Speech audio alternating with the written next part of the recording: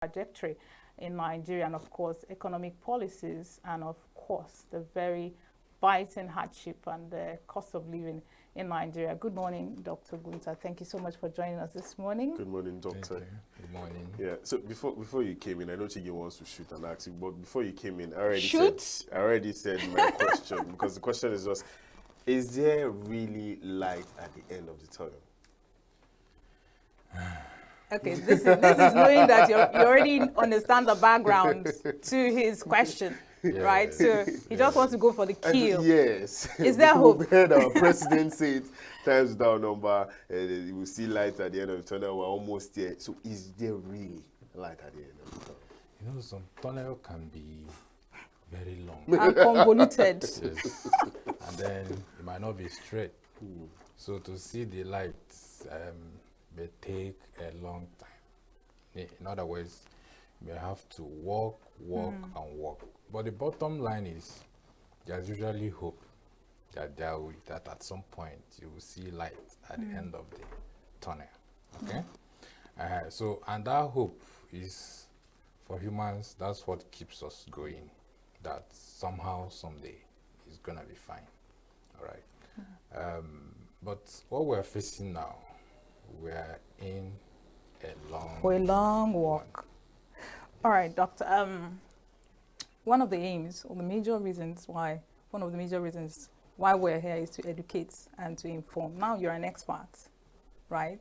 There's someone actually listening to us right now that wants to understand this inflationary trajectory of Nigeria. What really are the causes? I mean, in layman's terms, I will always use an archetype of a Mama Nkechi, who is a trader in probably Okelue, and the cost of living is high.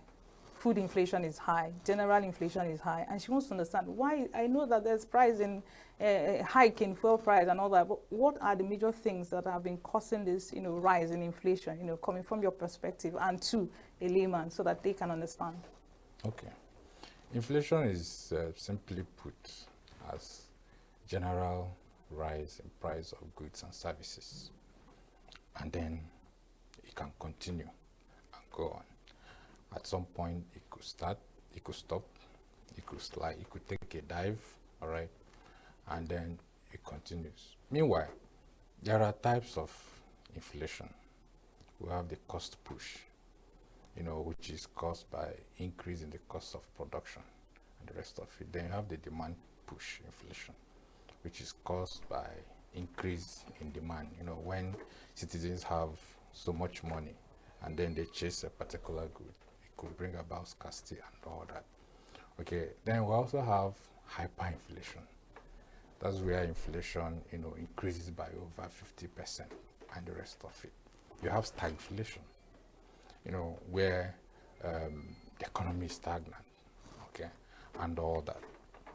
But, ever since you called me up to discuss this, I was trying to picture what kind of inflation are we facing in Nigeria. And then you find out that it's not demand push, okay? Yeah, you can say it is cost push. But however, you can see that the current inflation we are facing is as a result of causes of action of policymakers, of leaders, right? Okay, you have exchange rate, floating of exchange rate, a removal of subsidy, almost at a concurrently. Yes. So you've not even given one the opportunity. For instance, you float the exchange rate, and then you allow some time and see how the economy reacts and see what you can do, okay, to stabilize it. Then you allow it to settle, you see the multiplier effect and all that. And then you are pushing the other one.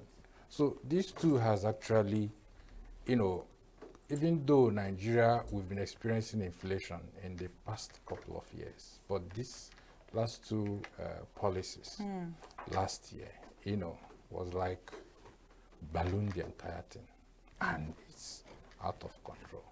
Oh, sorry, before you go on, a lot of people have heard that, okay, fuel has been subsidized before, even before Tinubu came in and he announced that, oh, fuel subsidy is gone. And then we've had fuel going in cool price. In fact, when it goes up to 200, you hear people complain. When it gets to 300, you hear people shout and all of that. A lot of people don't even understand what fuel subsidy was doing at that time. And when a lot of people even started understanding what fuel subsidy was when Tinubu came out and said fuel subsidy is gone, and then left from 300 to 500 on that very same day. So my question is, how has this recent, because we know that it's one of the major factors of why everything has gone up. So how has this recent mobile fuel subsidy impacted inflation, and what is fuel subsidy, so that people understand what's really going on?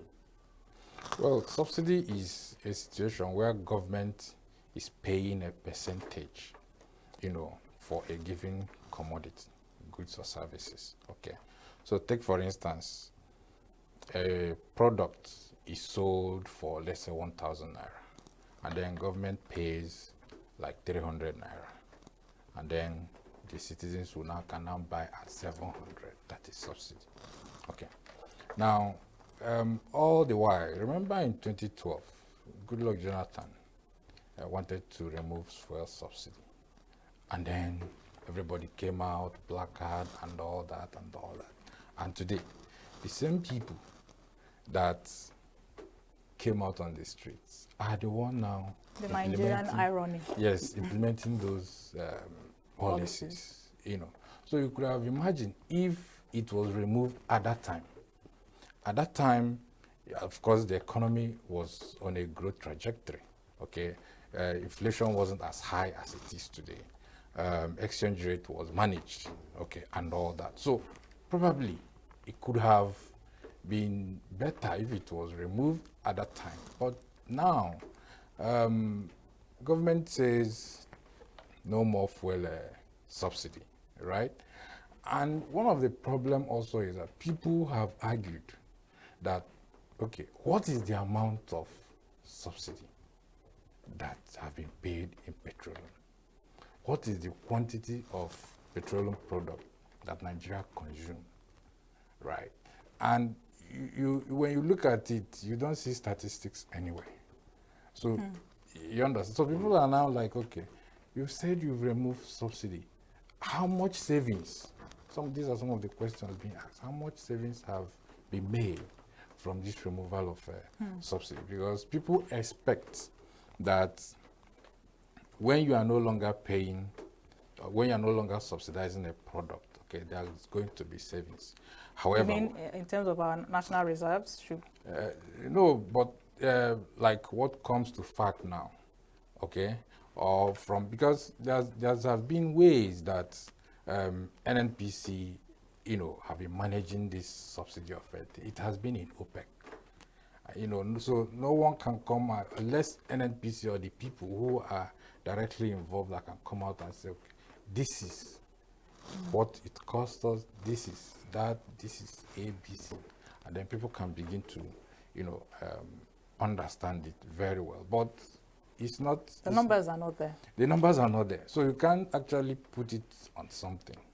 Okay, so, but now, having removed it, yes, there is increase in FAC allocation. When I mean FAC, the federation account, states are getting more money and the rest of it. So it's now seen that these are the savings from this subsidy. But also people argue, for instance, when we had the PTF, Petroleum Trust Fund, which was kind of an increase in pump price, and then something was put aside somewhere, and then everybody knows this is how much that is being saved, put aside somewhere, and is invested in critical aspect of the economy. Yes, infrastructure and all that.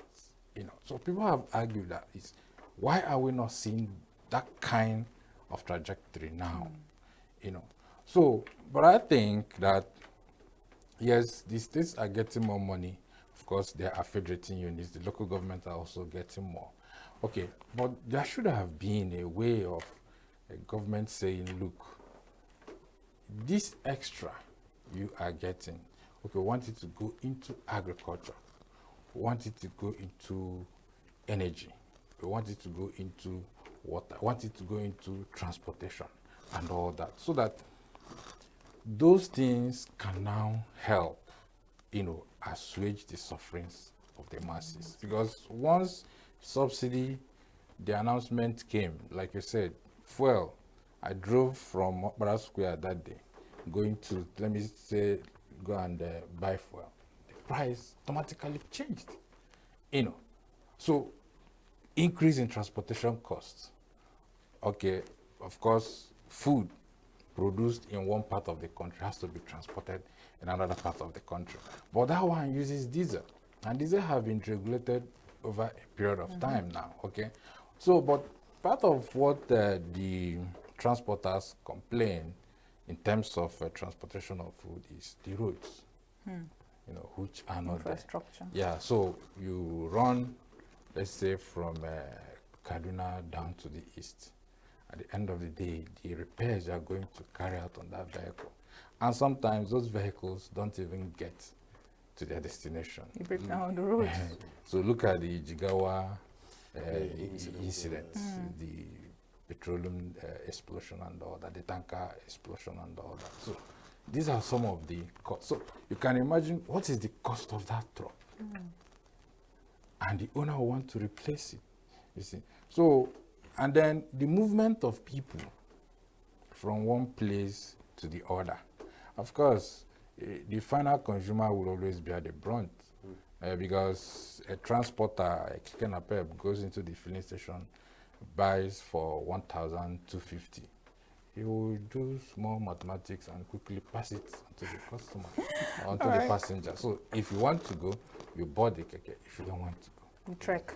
All right, Dr. Ubuntu. Before we go down the rabbit hole of fuel hike and transportation issues, I want to take you back to your explanation where we're discussing about what inflation really means and the types of inflation. You mentioned hyperinflation, cost push inflation, and demand push inflation. And there's something you mentioned. You said that when people have a lot of money to throw around, it could cause inflation. What does that really mean? Because everybody wants money. Everybody wants a higher pay. Everybody wants, to go get that money. How then, as an economist, did you tell us that more money in our hands can actually cause inflation? How does that work? Okay, of course, you know about demand and supply. I wasn't such a good economics student. I was a science student. But then I did economics. It was really nice. I liked it. But then again, glutes. So, right. The demand and supply, and then what they call, or what economists call market forces. Okay, so where a product is not so available, and then you have some people with lots of purchasing power, money now, going for that product, it can drive, or definitely it will drive the price of that product up. Just like what is happening to our currency now.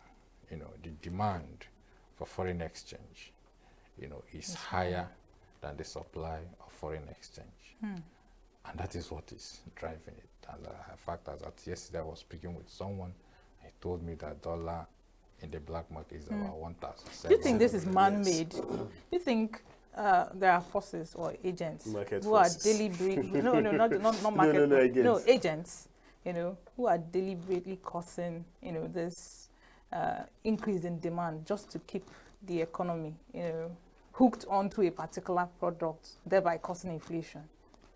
Well, it could be man-made, because I remember was it earlier this year that the price of cement was going up, right, and was almost about 13,000 naira per bag and all that. And is this how we're going to build the house? And then the presidency have to intervene, yeah. okay, and then Dangote, Bua, and the rest of them, and they came to a round table and decided to say, okay, this is how much they are going to give out a bag of cement. And then, regardless of market forces, I think they agreed at 5,000 something or thereabout. But then you go to the market, you buy it at 7,000 naira. Now, there was something then on social media where Boa said it is no longer their fault. It is caused by the middlemen.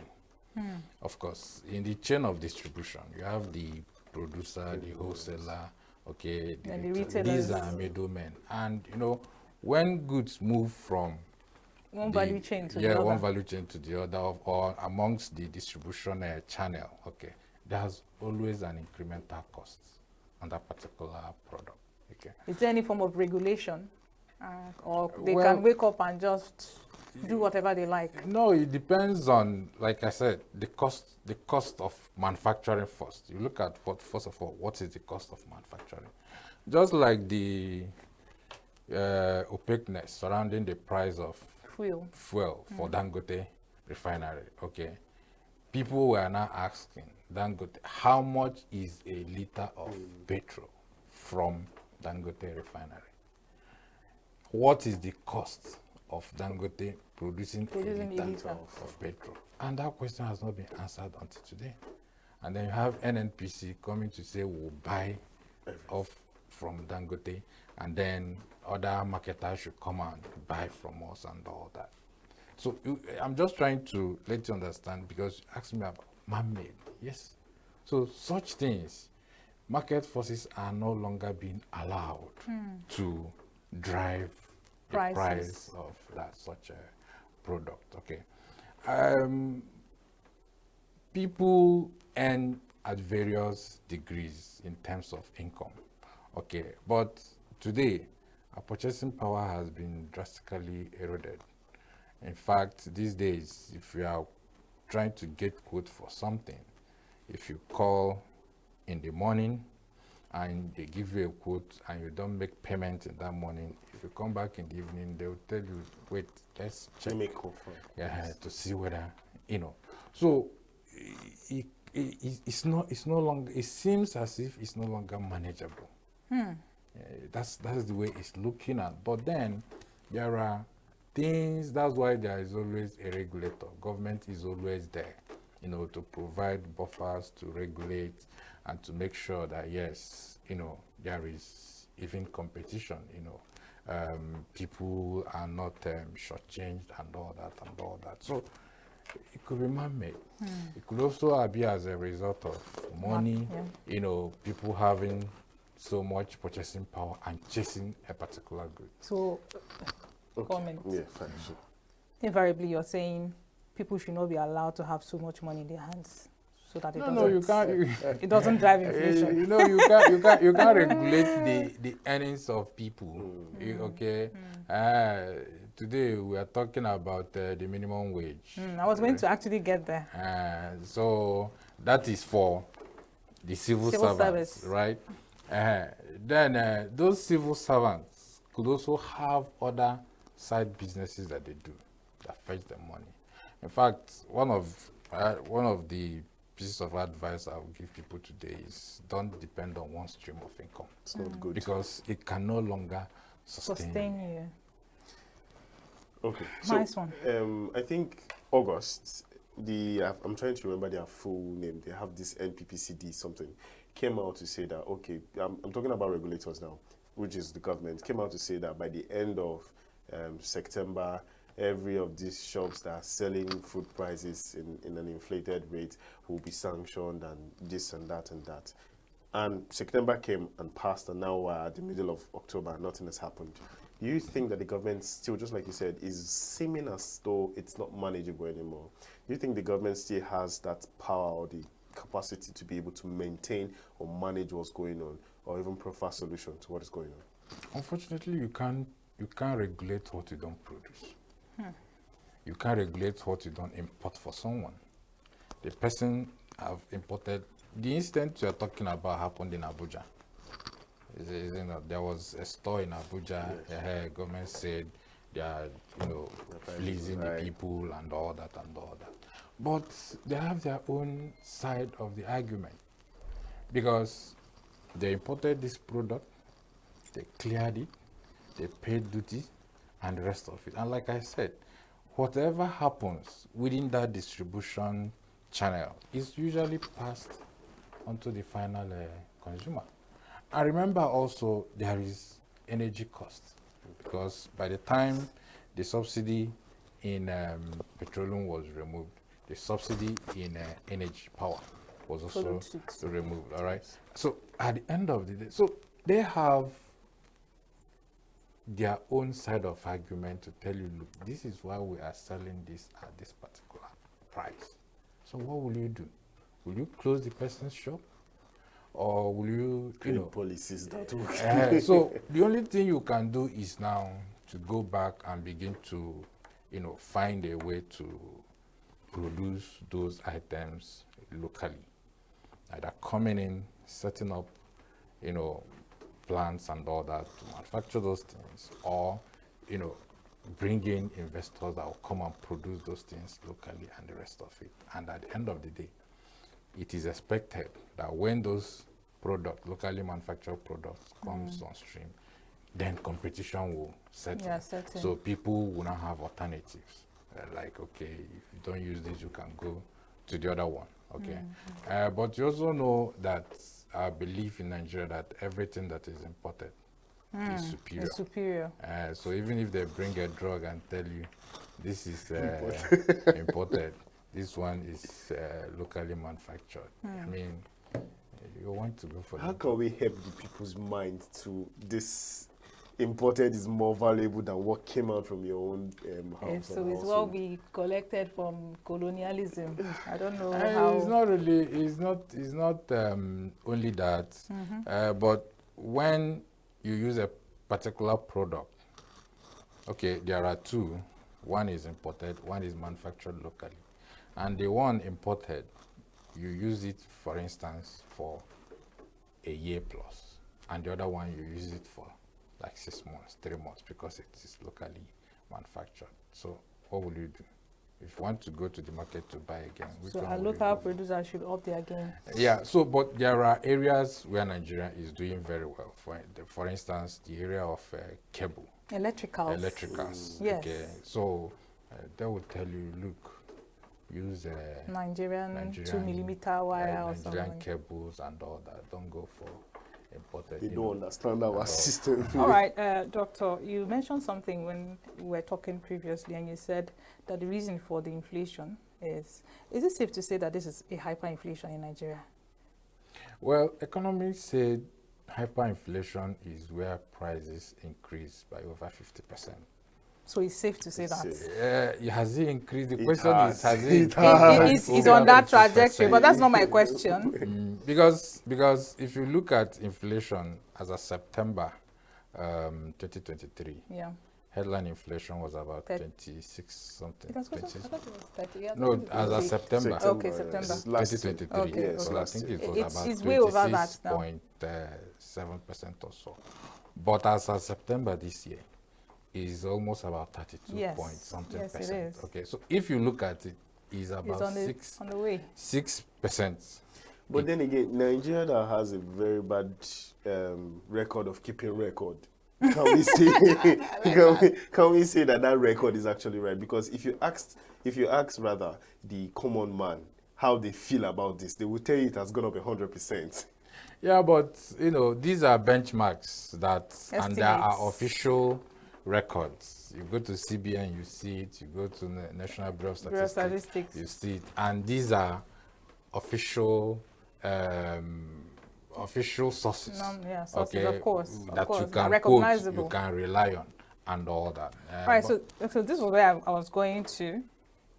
When we were talking earlier, you said that the reason for the inflation was because of economic policies that were running concurrently, and there were no measures to buffer the effects, right? Okay, so as an economist, given that these policies went out and it's actually, according to local parlance, it choke, what would you suggest, those underground work, what would those underground work be such that if the policies came out, it would have been easier on the Nigerian man? So what are those things? So I know for a machinery to work, there are several pieces that need to come together to work. So if you were part of the economic team, right, of probably the president, what would have been your suggestions before you say, Oga, we are ready for you to push out these policies now? Okay, a number of things that could have served as buffers or substitutes. For instance, today, the federal government is talking about CNG buses. Even some states are talking about CNG buses. Okay, and then conversion of cars from PMS to CNG. Okay, now this could have come like 1 year. Okay, ahead, so that people now have alternatives. And of course, the cost of CNG is far cheaper than the cost of PMS. So probably a lot of people could have gone to convert their vehicles. Okay, but unfortunately, today we are talking about CNG. How many CNG infrastructure have you seen in the country? Okay, PMS, you drive into any filling station, you buy PMS. Can you drive into any filling station and you get CNG? The answer is no. So these are infrastructure that should have been put in place, for instance, before this thing can now come and say, look, we're removing this, okay? Because the cost being passed on the final consumer would have been drastically reduced, assuming those kind of stuff were done. Right. Now, in terms of road infrastructure, you could have, paved more roads so that people can also move freely. Okay. And then in terms of other forms of transportation, such as the rail and the rest of them, even though these things takes time, but they are critical infrastructures that when you go to other climes, you see them and they work, but unfortunately, in Nigeria, we don't follow plans. Talking about development plans now. A government comes in, abandons what the previous government is doing and all that. So, but I think there is need to bring everybody on the table. As far as I'm concerned, there's nothing on the table.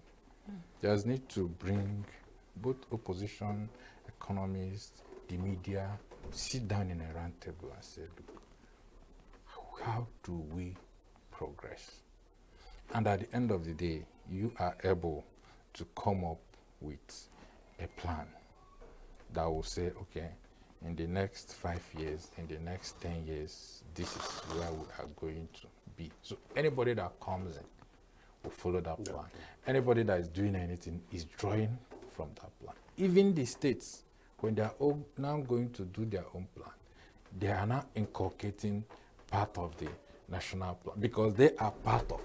I think that's what Dubai does, actually. They will give years and decades ahead of plans, and whoever is in charge, runs with that mission. Follow it religiously, review it along the line, and then, so you are on that track. Because when you have opposition, coming in to be part of it, just unfortunately, where we are, once a government takes over, I mean, every other new plan person, comes into play. It's not bring back on the table. But you can, have a conversation, bring critical stakeholders, both political parties, economists, public finance management.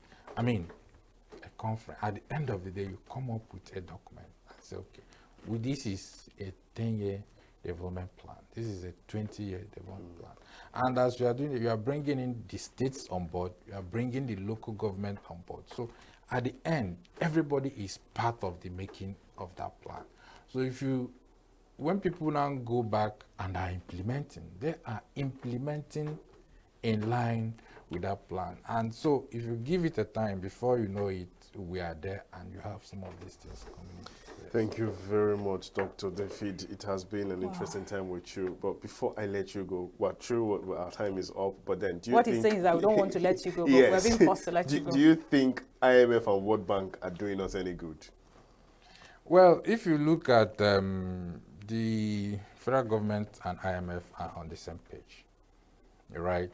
Of course, World Bank said that we should be ready to go through this in the next 10 years and the rest of it. So what I am thinking that is also time, because there's one important thing I want to talk about, which is about debt and debt servicing in Nigeria. As at half year 2024, Nigeria, the federal government total expenditure stood at 12 point something trillion. Out of this 12 point something trillion, the recurrent expenditure is 10 point something trillion. Out of this 10 point something trillion, debt and debt servicing is 6 trillion. So 6 trillion is half of the overall expenditure of the government for the first 6 months, okay? So you can imagine if we're not servicing those debts, or if the exchange rate policy being practiced now wasn't, in place, we wouldn't have, because that debt, majority of them is foreign debt, and then has to be serviced in dollar and all that. And all. So I am thinking it's time. There's nothing wrong in federal government going to World Bank and say, can we have some debt relief? I mean, they have at the hunger. Debt forgiveness.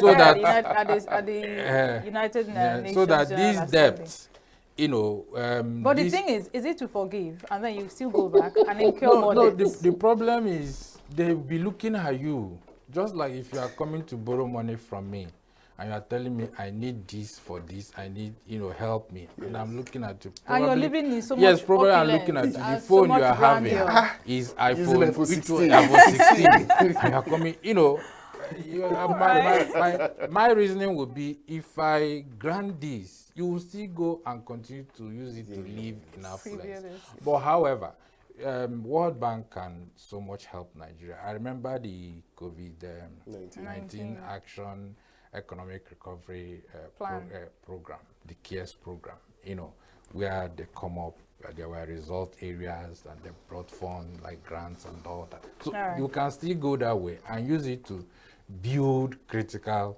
infrastructure in terms of energy, in terms of rail, in terms of the CNG, and even begin to manufacture locally. And then there's also the issue of insecurity. Which is a major. Honestly, we wish we have more time. If you look at the budget, the budget for defense, put education, health, and agriculture in the federal government budget, which is about 4.8 trillion, right? The three of them. Yes. And then security and defense is about 3.85 trillion.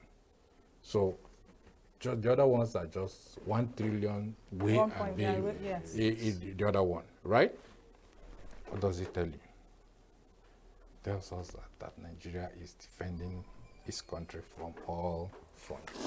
So you can imagine if we don't have those insurgency, we don't have those banditry. We don't even want to go there because and all that. Those are still man-made. They are all man-made, but these are money that could have gone into some other stuff and all that. Thank you so much. Thank you so much, Doctor. Like he said, I wish we had you here for longer, but they're telling us it is time to go. Thank you for coming and giving us so much insight into this subject matter. And I'm sure you must have learned a thing or two. So don't go anywhere. New Day continues right after this time out. Do stay with us.